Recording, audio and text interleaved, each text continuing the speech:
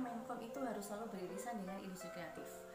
Akan lebih gampang kalau kita berangkat dari definisi ya.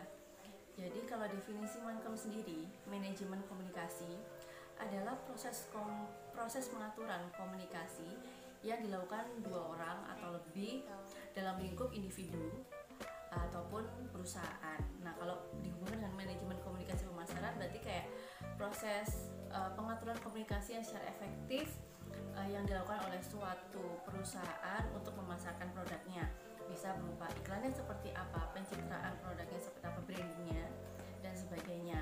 Kalau industri kreatif sendiri itu adalah industri yang mengubah dan memanfaatkan seperti keterampilan, terus seperti kekayaan intelektual menjadi barang atau jasa. Seperti apa sih?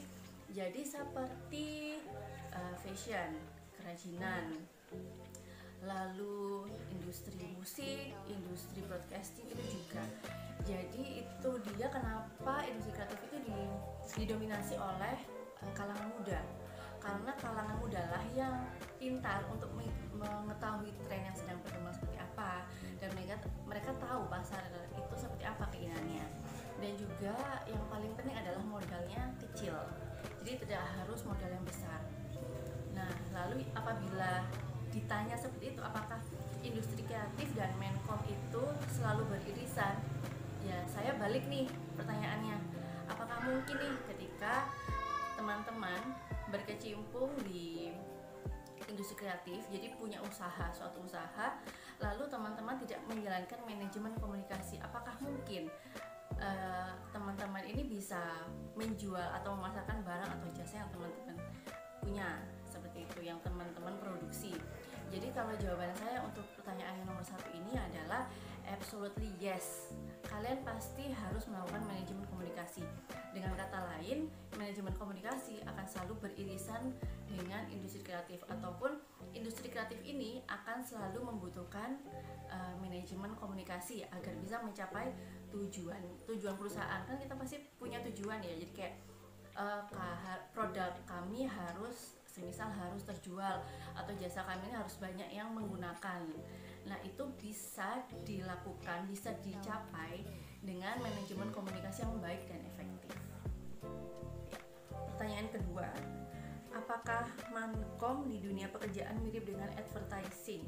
Kalau sesuai dengan pengalaman saya di perusahaan yang dulu tempat saya pernah bekerja, advertising itu adalah bagian dari Menkom. Jadi dulu tuh saya pernah bekerja di divisi marketing communication.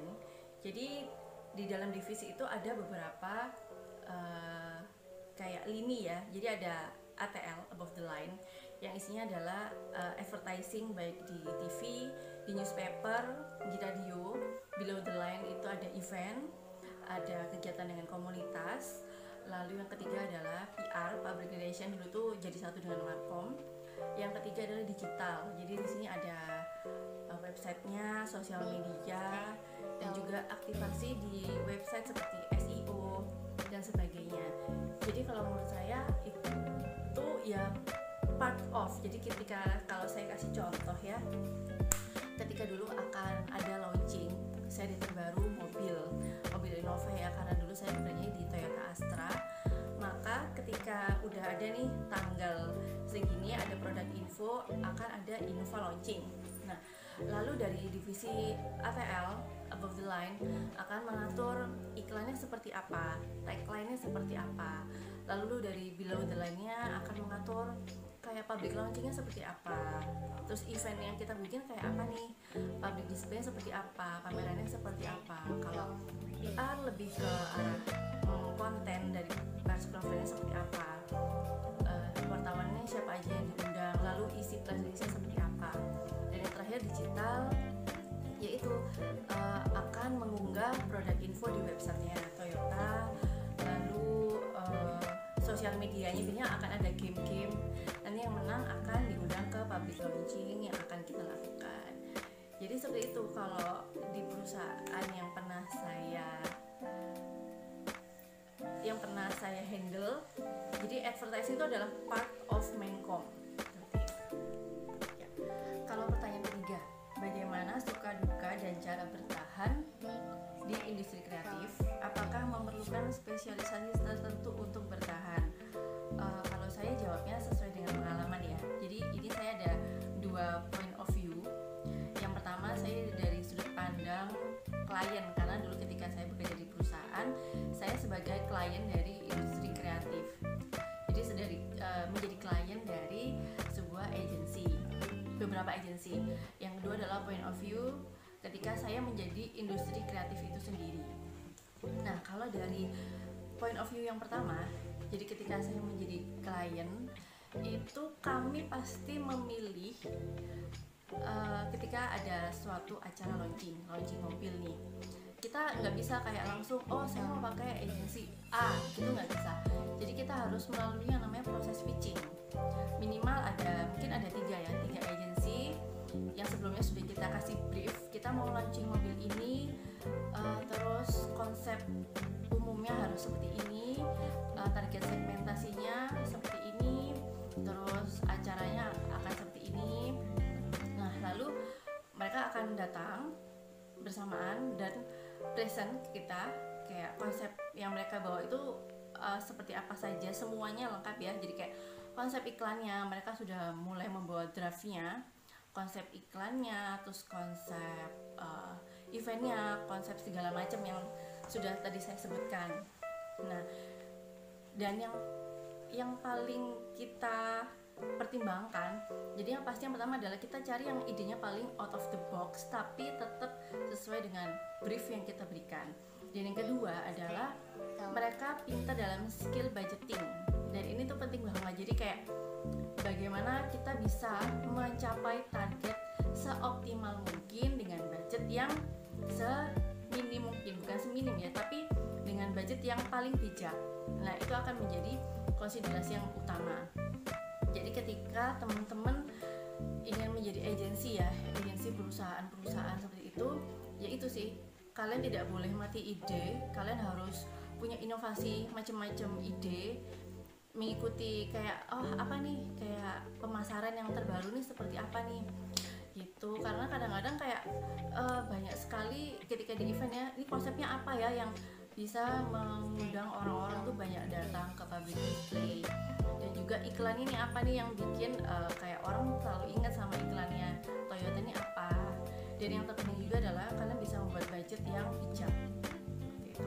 Nah, kalau dari point of view industri kreatif sendiri, kalau saya berarti ada di bidang mungkin semi crafting, product crafting ya, atau mungkin produksi mainan anak-anak, tapi juga ada semi crafting. Kalau di situ suka dukanya adalah kalau online ya, kan beli online itu akan sangat mudah membandingkan harga toko satu dengan toko lainnya. Jadi kayak tinggal scrolling, searching di Shopee atau di Tokopedia, mereka bisa langsung sorting dari yang harga yang paling murah. Jadi kita harus pintar-pintar nempatin harga. Tapi yang paling penting adalah produk kita sendiri, karena produk itu nomor satu. Kalau nih produk kita bagus tapi kayak servisnya kita itu jelek, ya maksudnya standar, orang bisa jadi akan balik lagi karena mereka butuh produk kita. Tapi ketika produknya jelek, servisnya bagus, ya orang nggak akan ngulang lagi karena mereka udah nggak butuh sama produk kita. Jadi akan lebih baik lagi kalau kita tuh concern ke produk ya, kualitas produknya tuh emang udah bagus banget, jadi akan banyak repeat order. Jadi kayak value dari produknya itu harus benar-benar dikuatin. Jadi differentiation produknya itu harus benar-benar kuat. Apa sih yang bikin produk kalian itu dicari dan dipilih dibanding dengan kompetitor. Selain itu adalah mungkin ini ya, kemampuan untuk meskipun skalanya kalau industri kreatif kan tidak terlalu besar ya untuk awalnya, itu kalian harus pintar. Meskipun mungkin kalau mahasiswa mungkin pasti banyak ya yang kayak berjualan di Instagram dan sebagainya. Meskipun skalanya kecil, tapi kalian harus bisa bikin konten pemasaran yang menarik di sosial media. Kalau sekarang kan banyak ya, jadi kayak Instagramnya itu dibikin yang kayak feednya itu bagus untuk menarik para calon customer, dan juga melakukan interaksi dengan customer. Jadi lewat Instagram story itu kayak suka bikin kuis, suka bikin kayak ya pertanyaan atau polling, atau kalau yang terkini sih bikin kayak template ya yang nanti akan diisi oleh customer, yang sebenarnya itu adalah bagian dari program branding suatu perusahaan atau suatu industri kreatif. Itu sih suka dukanya mungkin seperti itu. Dan kalau keahliannya itu sih tidak boleh gampang menyerah, karena kalau kegagalan itu adalah keberhasilan yang tertunda. Jadi tidak boleh gampang menyerah, dan kalian harus set goal yang jauh. Jadi goalnya tuh ada goal pendek tapi juga ada goal yang jauh, jadi kalian terus bisa berpikir dengan visioner. Pertanyaan terakhir, perusahaan di Indonesia mana yang terbaik di bidang periklanan atau marketing atau branding? Kalau agensinya ya, karena saya bukan lembaga survei, jadi saya hanya bisa menjawab sesuai dengan pengalaman dan beberapa agensi yang saya pernah berinteraksi. Mungkin kalau di Indonesia itu bisa seperti Matahari, Trisakti, Mindshare, Milestone, Dentsu, ya kira-kira itu sih yang saya pernah lihat. Karena sebenarnya agensi di Indonesia ini banyak banget, jumlahnya mungkin ratusan ya, yang ada yang lokal, ada juga yang biasanya kayak perusahaan luar negeri yang ada cabangnya di Indonesia, itu jadi banyak banget. Itu kalau perusahaan yang brandingnya bagus ya banyak juga sih. Jadi kayak semisal nih kayak Telkomsel, Aqua, jadi mereka sekarang itu nggak cuma branding produk tapi juga dari CSR-nya itu bisa mengajak masyarakat untuk sekaligus melakukan kebaikan. Jadi kayak nggak melulu berbicara tentang produknya, tapi ketika kita membeli produknya kita juga ikut untuk berbuat kebaikan seperti itu. Banyak sih, banyak banget. Mungkin bisa browsing juga ya, kan setiap tahun itu pasti ada tuh yang namanya award untuk marketing. Oke, gitu ya teman-teman ya, semoga bermanfaat. Terus semangat kepada teman-teman FISIP Ilmu Komunikasi Universitas Brawijaya, terutama manajemen komunikasi. Dunia kreatif adalah dunia yang tidak terbatas, ini seru banget. Teruslah berimajinasi, teruslah berplanning, karena jalan kalian masih panjang dan kalian gak salah jurusan. Oke, semangat. Pekerjaan buat komunikasi pemasaran itu banyak banget. Bisa jadi marketing communication yang pasti, terus bisa jadi juga tim kreatif, bisa jadi juga selebgram aja juga bisa, karena lingkupnya emang gede banget ya. Intinya kan karena kita belajar tentang mempromosikan, kita belajar tentang memasarkan, kita belajar tentang menjual gitu. Jadi di sini dituntut kita untuk lebih kreatif juga, untuk bagaimana sih kita mengkomunikasikan apa yang pengen kita jual gitu, baik itu barang atau jasa gitu. Terus bahkan jadi public relation pun bisa, karena memang ilmunya itu sangat beririsan. Jadi kalau misalnya ditanya lulusan komunikasi itu lebih besar ngelamar pekerjaan di perusahaan TV kalau kita udah megang di sana, itu iya, kalau aku bilang iya. Tapi semua tergantung ya, tergantung bagaimana kinerja kalian waktu kalian magang. Makanya sebelum magang itu disarankan kalian cari tahu dulu, bener-bener cari tahu tentang tempat magang itu kayak gimana sih, nanti apa sih yang akan aku kerjakan gitu. Jadi akan lebih besar gitu loh kesempatannya buat kalian bisa kerja di sana kalau setelah itu kalian pengen ngelamar di sana gitu. Karena orang-orang di dalam itu kan pasti udah tahu oh dia kerjanya bagus gitu, dan kita juga sudah terbangun kedekatannya bersama teman-teman kerja yang ada di sana. Jadi tidak akan menyusahkan ketika kita keterima di sana. Tapi intinya adalah persiapkan diri dengan baik sebelum magang, karena itu penting untuk langkah awal. Terus yang pasti satu juga, yang penting adalah attitude. Attitude saat bekerja itu sangat penting.